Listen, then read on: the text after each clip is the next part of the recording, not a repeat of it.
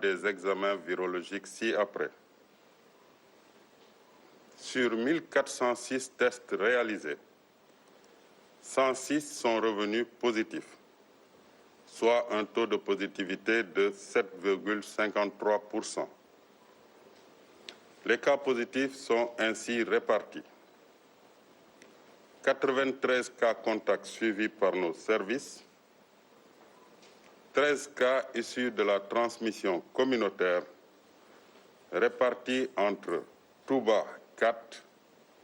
Rufisque 2, Mbao 1, Guédiawaye 1, Liberté 6 1, Grand Yoff 1, Yaraax 1, Cambérène 1 et enfin Kaolack 1. 110 patients hospitalisés ont été contrôlés négatifs et déclarés guéris. 17 cas graves sont pris en charge dans nos services de réanimation. 3 nouveaux décès liés à la COVID-19 ont été enregistrés dans nos structures de santé ce mercredi 17 juin 2020.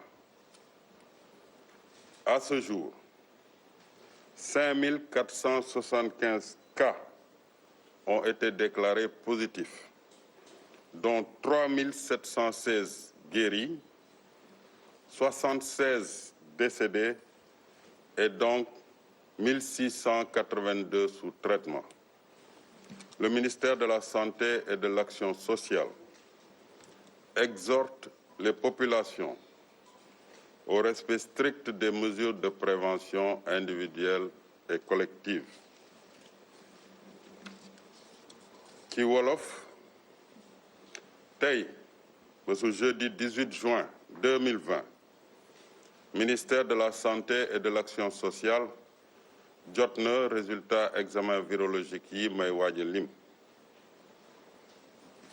ci junni ak ñeent téeméer ak juróom-benn test yi ñu def téeméer ak juróom-benn ñoo ci positif juróom-ñeent fukk ak ñett yi di ay cas contact fukk ak ñett yi di ay cas communautaire yu ñu gis ci Touba ñeent Rufisque ñaar Mbao benn Guédiawaye benn Liberté 6 benn Grand Yoff benn Yaraax benn Cambérène benn ak Kaolack benn cas téeméer ak fukk ci malade yi ñu hospitalisé woon wër nañu bésu tey fukk ak juróom malade scolaire sera donc réaménagé par décret pour intégrer la période d'examen prévue durant tout le mois de septembre et la nouvelle année scolaire 2020-2021 débutera alors dans la première semaine du mois de novembre 2020. Pour la mise en œuvre de ce calendrier, le ministère de l'Éducation, en relation avec celui chargé de la formation professionnelle, compte plus que jamais sur la synergie d'action qui a prévalu depuis le mois de mars, depuis le début de la crise, entre tous les acteurs, départements ministériels, autorités administratives, élus territoriaux,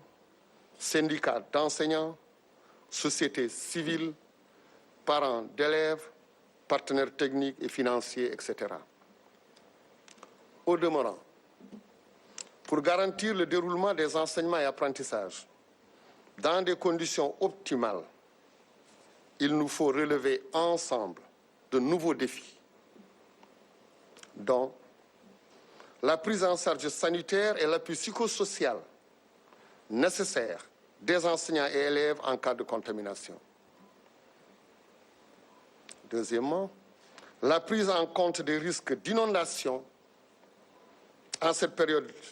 hivernale corrélée à l'existence d'abris provisoires dans certaines localités. 3. L'adaptation des contenus pédagogiques et des modalités d'organisation des examens et des concours. Et enfin, la continuité pédagogique pour les classes intermédiaires. Pour tous ces points évoqués ci-dessus, des propositions sont faites dans la note d'orientation additive finalisée qui sera mise à disposition des autorités administratives et académiques dès aujourd'hui. Pour conclure, je voudrais rappeler de nouveau que la volonté de tous les acteurs de sauver l'année scolaire sera toujours sous-tendue par le respect strict du protocole sanitaire validé par le Comité national de gestion des épidémies, CRGE, en vue de garantir la sécurité sanitaire des apprenants et des enseignants. Je vous remercie.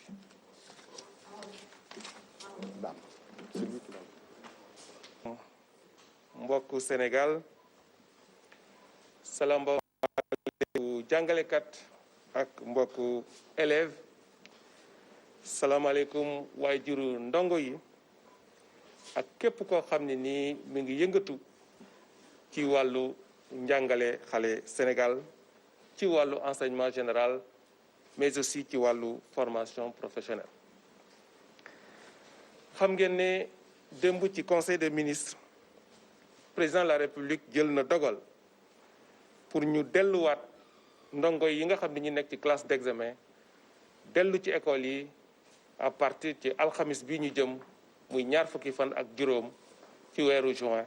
2020 pour ndongo yi nga xam ne ñu ngi nekk enseignement général ak formation professionnelle et technique. décision boobu nga xam ni njiitu réew mi jël na ko gannaaw bi nga xam ni jàppoon nañ ne ñaari fan ci weeru juin bi weesu la ñu waroon dooraat njàngale mi ci classe d'examen yi. décision boobu nag li ko laloon mooy que président dafa am yéene protéger ndaw ñiy jàngi xale yi protéger jàngalekat yi mais protéger population yëpp ci mbas mi nga xam ni moom la ñuy dund. comme ni ngeen ko xamee suñu réew jël na matuwaay yëpp ngir xeex mbas mi nga xam ni ci la ñu nekk daanaka ni ko dëkk yëpp di defee ci àdduna bi waaye mën nañ jàpp ne xeex bi jeexagul. waaye comme président de la République dafa jàpp ne ci biir plan Sénégal émergent capital humain jàng dafa am solo ci askan moo tax mu jàpp ne saa su ne ci li ñu mën a jànkantool war nañu adapter suñu système éducatif et de formation pour que mu nekk système bu mucc ayib. ci dynamique bi nga xam ni moom la suñu réew dugg mooy oyofal lépp la nga xam ni jëm na ci état d'urgence ak li ko lal ñun ministère yi nga xam ni ñun la dénk njàng mi ñu daje pour waxtaan ci yan conditions la ñu war a dajale ci waxtaan ak acteurs yëpp ñi nga xam ni ñoo seq njàngale mi pour mën a dellu ci école bi. loolu moo tax waxtaan boobu jur bi ci njëkk mooy ne incha allah alxamis ñaar fukki fan ak juróom jëm moo xam si tey bi bu dellusee ndongo yi nga xam ni ñi ngi ci CM2 ak ñi nga xam ni ñi ngi ci 3e di def brevet ak ñi nga xam ni ñi ngi ci terminal di def baccalauréat ak ñi nga xam ni ñi ngi ci formation professionnelle et technique dinañ dellu ci daara yi. ñu jàpp itam que ne bépp examen ci yooyu ma wax nii dina door ñaar fukki fan ci weeru août 2020 incha allah. pour ndongo yi nga xam ni dañu nekk ci classe yi nga xam ni defuñu examen ñu tudde leen classe intermédiaire boroom xam-xam yi dinañ saytu xool nan la ñuy xoolee seen jàll ci classe yi nga xam ni moo nekk ci seen kanam. proposition yooyu incha allah dinañ ko def ak boroom xam-xam yi à partir fii ak le 31 juillet 2020. pour année scolaire bii di ñëw 2020-2021 njàng mi dina door pour que ñu doolelaat xale yi nga xam ni mu am noona lu manqué ci seen formation ak seen jàng. ci calendrier examen yi entrée en 6e dinañ ko def à partir de 20 août 2020 brevet ñu tuddee ko BFM à partir du 14 septembre fukki fan ak ñeent ci weeru septembre session de remplacement ñi nga xam ni jotuñu woon def brevet boobu ci jamono boobu dinañ mën a def seen examen ci fukki fan ak juróom ci weeru octobre. ci wàllu baccalauréat bi anticiper philosophie ñi ngi ko jàpp fukki fan ak ñaar ci weeru août 2020 baccalauréat technique ñi ngi ko jàpp à partir ci fanweeri fan ak benn ci weeru août 2020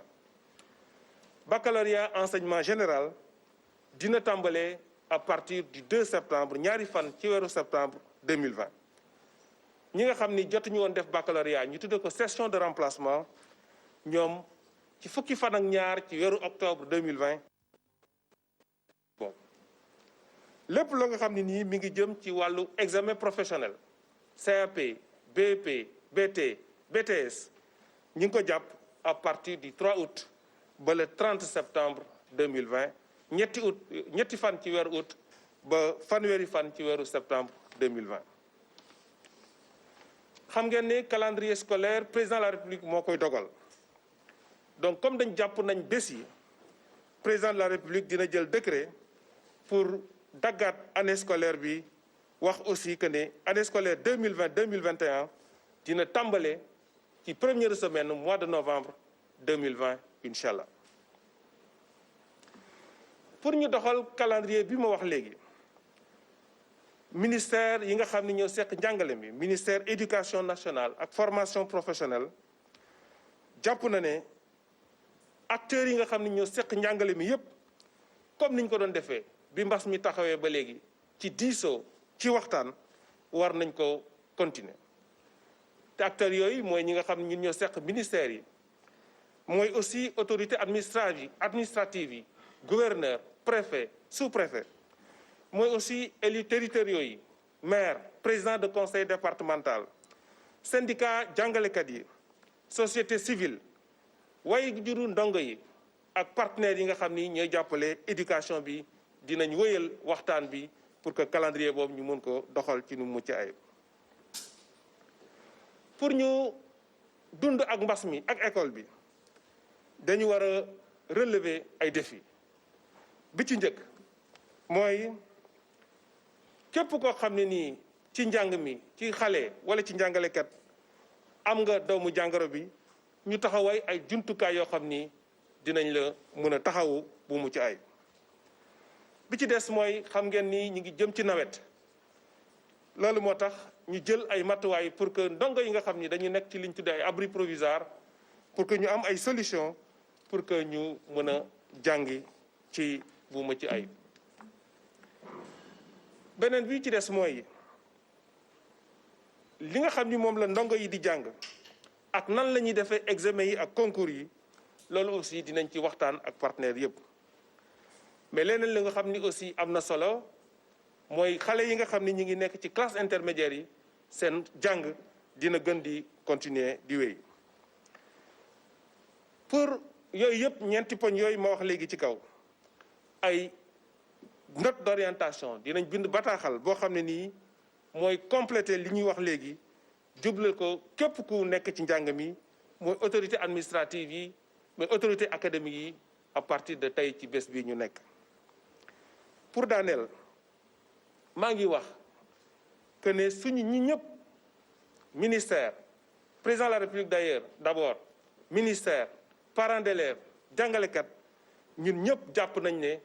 année blanche baaxul ci suñu réew baaxul ci suñu éducatif waaye nag dinañ ko def pour sauver année bi mais sans càgkonte ak li nga xam ni waa kër docteur yi loolu la ñu wax ci biir protocole bi nga xam ne nii moom la comité bi nga xam ni borom xam-xam yi ci la ñuy saytu mbas mi ci biir